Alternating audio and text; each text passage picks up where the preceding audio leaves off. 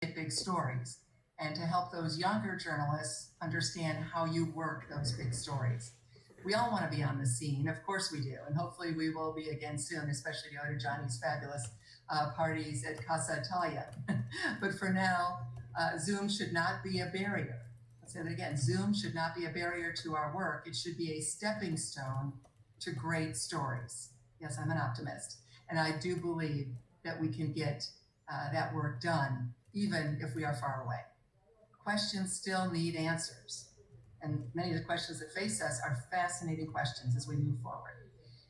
For example, the Olympics, our beloved Olympic Games. Will the 2021 Tokyo Games and the 2022 Beijing Olympic Games happen or not? And I realize that the 2020 Tokyo Olympics in 2021, but for the sake of making it clear, they will be, of course, in 2021. Will they happen or will they not happen? I think that's an open question. If they do not, what happens to the athletes? It's heartbreaking to think about that. To national Olympic committees, to sponsors, to the TV rights holders.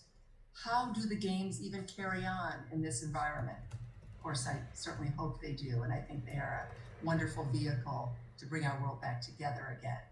But will sports become little more than a TV show, with many fans deciding to stay away, at least in the short term, or being told they have to stay away, as we're seeing in sports around the world that have come back?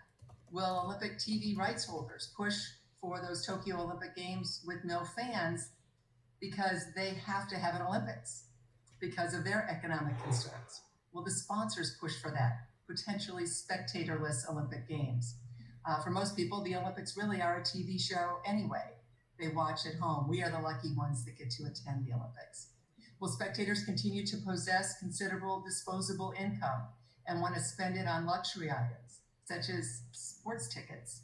Will we continue to tolerate in our world, and I'll speak for the United States with all of our pro sports, the exorbitant, the huge amounts of money being paid by cities for stadiums and arenas, when we could be spending that money on education and other things in our cities? Or, of course, the Black Lives Matter racial issues that are so important now in our country. And the exorbitant amounts, the huge amounts being paid to athletes, coaches, managers. Having seen how important doctors and nurses and those on the front lines are, will we finally say enough is enough for all this big money? Does this eventually even affect Olympics rights fees? Of course, I'm asking lots of questions. We don't have the answer. But will people say they just don't want to see this kind of money floating around sports? Or does it keep going up, up, up? I also want to add, what happens to our coverage of women's sports? Women and girls are playing sports around the world in numbers that would have been unthinkable even 20 years ago. We must continue to chronicle this important historic development, and it is historic. It's not just sports, it's part of our culture. A couple more things and I'll be finished. How do news organizations survive in these economic times? We need to find business models to monetize online content and keep independent journalism as a vibrant and vital pillar of our society. That is so important, so important. And of course, it's not just the pandemic. The important Black Lives Matter protests will continue into 2021 and beyond. That means we will see them at the Olympic Games, assuming we have the Olympics. We are expecting most U.S. professional teams, most U.S. college teams, if we have sports, and most U.S. high school teams, if we have sports, to take knees this fall, to take a knee, if in fact there are sports in America. Sports journalists play an incredibly unique role in covering this huge story. Thank you very much. Thank you, Christina, for all your questions. I hope we will find the answers soon. In Mexico lives a man who started his communication career with a bicycle, distributing the local gazette in his neighborhood.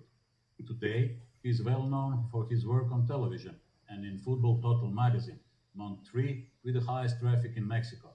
His name is Carlos Ponce. Carlos, please. Thank you. Thank you for the invitation. It's an honor and a pleasure for Record to be here and discuss these themes on these special times.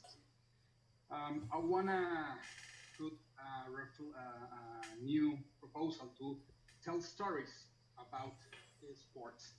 Adoptar una renovada narrativa para inspirar.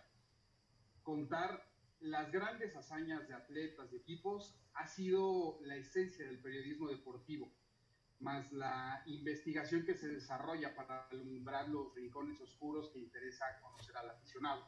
Para entender lo que sucede en este ecosistema, en la industria de las pasiones, que se adapta como pocas a utilizar los nuevos formatos para contar las historias.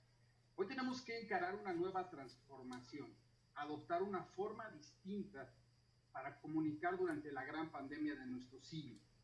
Con todos los retos que esto implica, los contenidos necesitan un cambio en su formato, en la narrativa, para además de ser relevantes por su información, que hoy sean útiles al lector durante la contingencia.